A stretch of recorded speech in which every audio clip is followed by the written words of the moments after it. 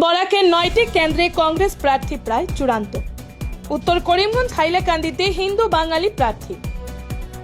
যত সময় যাচ্ছে কংগ্রেস প্রার্থিত্ব নিয়ে বরাক উপত্যকায় রাজনৈতিক টানাপোড়েন যেন বেড়েই চলেছে।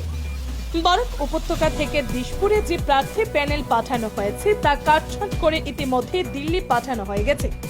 সূত্র মতে জানা গেছে, বরাক উপত্যকা 13টি বিধানসভা কেন্দ্রের মধ্যে 9টি কেন্দ্রের প্রার্থী প্রায় চূড়ান্ত হয়ে গেছে। এই সূত্র মতে শিলচর কেন্দ্রে প্রার্থী হচ্ছেন অভিজিৎ পাল, সোনাইয়ে আমিনুল হক লস্কর, উধারবন্দে অজিত সিং, বরখোলার ডাক্তার অমিত কালওয়ার, পাথারকান্দিতে কার্তিক সেনা সিনহা, কাটিগড়ায় সন্দীপ দাস, রামকৃষ্ণনগরে বুদ্ধ দাস, আলকাপুর কাটলিচড়ায় খলিল উদ্দিন মজুমদার, ধলাইয়ে ধ্রুবজ্যোতি দাস।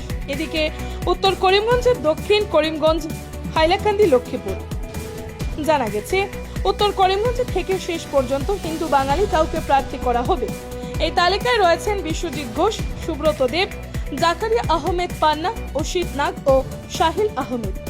সূত্র জানাচ্ছে যে হাফিজ রশিদ আহমেদ চৌধুরী পাঠানো এক চিঠির পরিপ্রেক্ষিতে উত্তর করিমগঞ্জে জাকারিয়া পান্না ও দক্ষিণ করিমগঞ্জে এস তাপাদারের টিকিট প্রার্থী নিয়ে অনিশ্চয়তা দেখা গেছে।